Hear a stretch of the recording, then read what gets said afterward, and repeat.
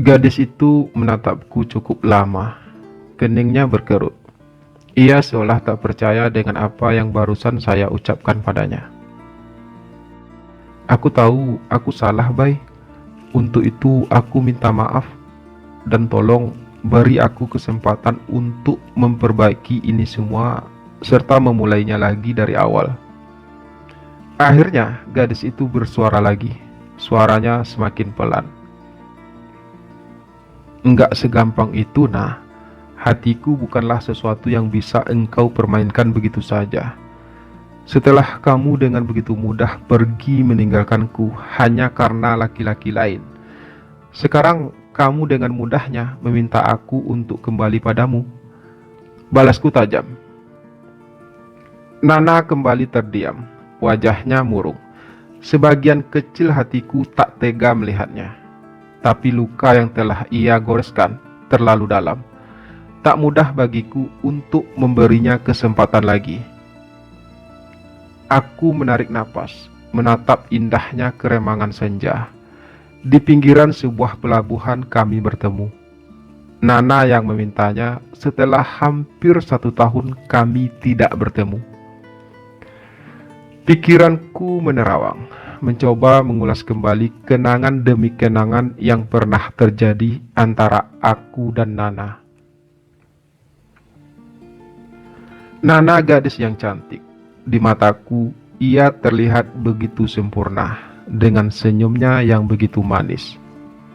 Kami bertemu tak sengaja di perpustakaan kampus, tempat kami sama-sama kuliah.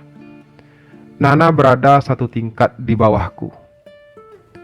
Pertemuan tak sengaja itu telah menghadirkan benih-benih cinta di antara kami, terutama bagiku. Cintaku tidak bertepuk sebelah tangan. Nana menyambutnya dengan penuh kebahagiaan. 2 tahun hubungan kami berjalan dengan begitu manis. Tatapan penuh iri dari teman-teman kampus melihat kemesraan kami justru membuat kami semakin lengket. Kami sering menghabiskan waktu berdua. Nana bahkan telah kuperkenalkan kepada ibu dan adikku, Dewi. Mereka turut bahagia melihat kami. Mbak Nana cantik sekali, kok mau sih sama Bang Bayu? Celetuk Dewi, ketika suatu hari aku mengajak Nana makan malam di rumah. Aku hanya tersenyum pasrah mendengar ucapan Dewi yang baru beranjak remaja itu. Sementara Nana hanya tersenyum tersipu, mukanya memerah. Hari-hari berlalu begitu indah, hingga suatu saat, tiada angin, tiada hujan, bahkan tiada badai. Tiba-tiba Nana dengan terbata berucap, "Bay, aku ingin kita putus." Suaranya pelan. Aku menoleh penuh tanya ke arah Nana. Kami duduk di bangku sebuah taman yang ada di pinggiran pelabuhan. Setengah tak percaya, aku menatap Nana. Wajah cantik Nana memperlihatkan keseriusan dari ucapannya. Sesaat, aku menganggap Nana hanya ingin mengerjaiku. "Kenapa?" tanyaku akhirnya, setelah cukup yakin kalau Nana tidak sedang bergurau. Aku menemukan sesuatu yang lebih indah dari ini, Bay. Sesuatu yang membuatku yakin kalau tempatku bukanlah di sini, bukan bersama kamu. Suara Nana terdengar pelan, namun mampu menghancurkan lebih dari separuh hatiku. Aku terdiam, marah dan terluka. "Aku harap kamu bisa melupakan aku, Bay, karena aku telah menemukan seseorang yang lebih baik dari kamu," ucap Nana lagi. Setelah berkata demikian, Nana pun berdiri dan beranjak pergi tanpa rasa bersalah sedikit pun. Aku menatap kepergian Nana dengan mata yang hampir saja berkaca. Begitu mudah bagi Nana mencampakkanku. 2 tahun hubungan kami, tapi bagi Nana itu semua sungguh tiada artinya. Aku merasa hancur. Hatiku tergores luka yang begitu dalam. Harapanku terlalu besar kepada Nana. Mimpiku terlalu indah untuk kubangun bersamanya. Tiba-tiba saja semuanya berantakan, hancur berkeping. Aku mencoba menabahkan hatiku, mencoba menerima nasib buruk yang tiba-tiba merasuki kisah cintaku, mencoba merelakan kepergian Nana dari hidup dan hatiku, meski hatiku terasa sangat sakit. Hari-hari berikutnya kulalui dengan penuh kekecewaan. Tak ingin membuka hatiku untuk siapapun. Bahkan, aku hampir tak percaya lagi dengan yang namanya cinta. Namun aku mencoba bangkit dari keterpurukanku karena cinta. Bagiku, kepergian Nana bukanlah akhir dari segalanya. Perjalananku masih sangat panjang. Hingga suatu hari, setelah hampir setahun kesendirianku, tiba-tiba Nana menghubungiku, memintaku untuk menemuinya di tempat biasa, katanya. Awalnya aku ingin menolak, tapi sebagian kecil hatiku juga ingin tahu mengapa Nana tiba-tiba mengajakku ketemuan setelah sekian lama ia pergi.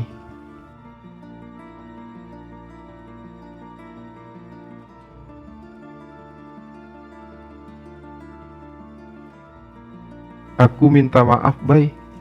Begitu Nana mengawali pembicaraan kami sore itu. Aku terlalu egois meninggalkan kamu hanya demi laki-laki lain. Aku pikir aku bisa bahagia dengannya, tapi ternyata ia hanya laki-laki brengsek yang tak bisa menerima aku apa adanya, seperti halnya kamu. Lanjutnya lagi. Untuk beberapa saat aku hanya terdiam, mencoba memahami semua kalimat Nana barusan. Aku ingin kembali, Bay. Aku ingin kita memulainya lagi dari awal. Nana berucap lagi. Kali ini ia beranikan diri untuk menatapku. Maaf nah, aku gak bisa. Suaraku bergetar menahan gejolak. Ingin rasanya saat itu aku memaki dan mengeluarkan semua kata kotor yang selama ini terpendam dalam hatiku. Kepergian Nana telah menghancurkan semuanya. Hatiku, harapanku, semua mimpi-mimpiku. Dan sekarang dengan begitu mudahnya ia memintaku untuk kembali seolah-olah tak pernah terjadi apa-apa. Ingin rasanya saat itu aku mengutarakan itu semua pada Nana. Tapi hatiku memilih untuk diam dan membiarkan Nana menatapku cukup lama. Kulihat Nana menarik napas panjang, kemudian mengalihkan pandangannya dariku. Ia ikut menatap keremangan senja yang indah itu. Apa karena kamu sudah menemukan orang lain? Tanya Nana tiba-tiba. Setelah cukup lama kami terdiam. Aku menoleh ke arah Nana sejenak. Aku bukan kamu, Nah. Jawabku pelan. Aku bukan kamu yang dengan begitu mudahnya mencampakkan seseorang hanya karena merasa telah menemukan sesuatu yang lebih baik. Lanjutku dengan sengaja mengingatkan Nana akan kesalahannya.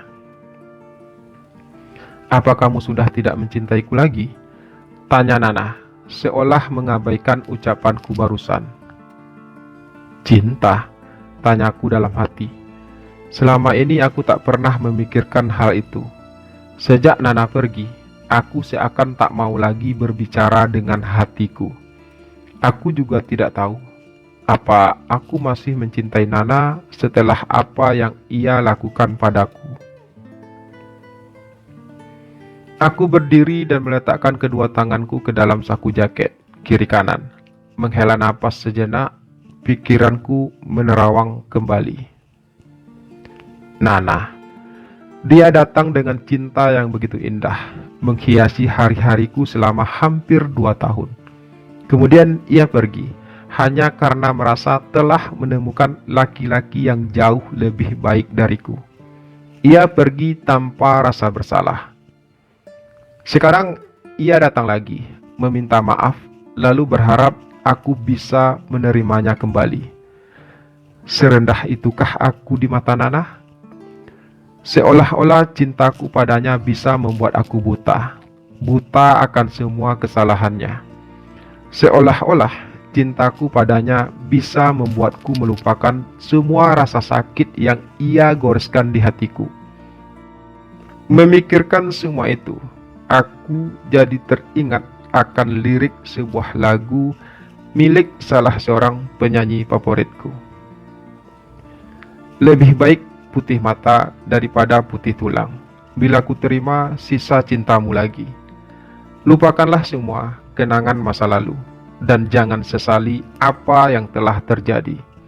Anggap saja semua hadiah cinta, walaupun akhirnya kau kini yang merana. Lagu dangdut? Ya, lagu dangdut. Aku salah satu penggemar lagu dangdut, terutama lagu-lagu dangdut tempo dulu. Oke, kembali ke Nana yang masih saja duduk terdiam. Kali ini kulihat ia menundukkan kepala. Aku yakin Nana telah menyesali perbuatannya, dan ia memang berhak mendapatkan kesempatan kedua. Tapi aku masih mencintai kamu, Nah. Kamu adalah cinta terindah yang pernah singgah dalam hatiku. Ucapku dengan suara lantang, mengimbangi suara deburan ombak yang menerpa tembok pelabuhan tersebut. Tapi rasa cintaku padamu tidak bisa membuatku melupakan semua yang telah engkau lakukan padaku. Rasanya terlalu sakit, Nah, dan aku masih punya harga diri untuk tidak dibutakan oleh cintaku padamu. Sebesar apapun aku mencintai kamu, semua itu tidak akan bisa menghapus semua luka yang telah engkau goreskan. Lanjutku tanpa menoleh sedetik pun ke arah Nana. Aku tersenyum kecut mendengar kalimatku sendiri. Terlalu sering mendengarkan lagu dangdut telah membuatku tanpa sadar menjadi seorang yang puitis. Ku dengar Nana terisak, dan itu yang aku takutkan. Bagiku, melihat seorang perempuan menangis adalah sebuah pukulan yang sangat berat. Aku akan menjadi lemah seketika. Aku tahu kamu akan membenciku, Bay. Suara Nana di tengah isaknya. Tapi tak pernah kusangka akan sedalam ini. Lanjutnya. Aku menarik napas, bingung, tidak tahu harus mengatakan apa. Aku tidak membencimu, Nah. Hanya saja aku tidak bisa kembali lagi seperti dulu. Aku harap kamu bisa memahaminya, seperti aku yang mencoba memahami kepergianmu yang tiba-tiba. Ujarku akhirnya. Nana menghentikan isaknya. Kulihat ia mengusap pipinya sendiri, lalu berdiri dengan berat. Aku tidak akan memohon padamu, Bay. Aku rasa aku memang pantas menerima semua ini, ucapnya pelan. Aku telah menyia-nyiakan cintamu yang begitu tulus padaku, dan saat aku menyadarinya, kamu tak lagi memiliki hal itu. Aku salah. Aku pikir aku masih punya sedikit kesempatan untuk memperbaiki semua ini dan mendapatkan ketulusan cintamu kembali. Nana melanjutkan sambil terus menatapku dari belakang. Tapi ternyata aku tidak bisa menyatukan kembali serpihan-serpihan cinta kita yang telah berserakan. Meski begitu besarnya inginku, sebesar penyesalan yang aku rasakan. Aku pergi, Bay. Aku harap tidak akan ada lagi penyesalan di ujung senja lainnya, ucap Nana mengakhiri kalimatnya. Nana melangkah pergi. Aku menarik napas.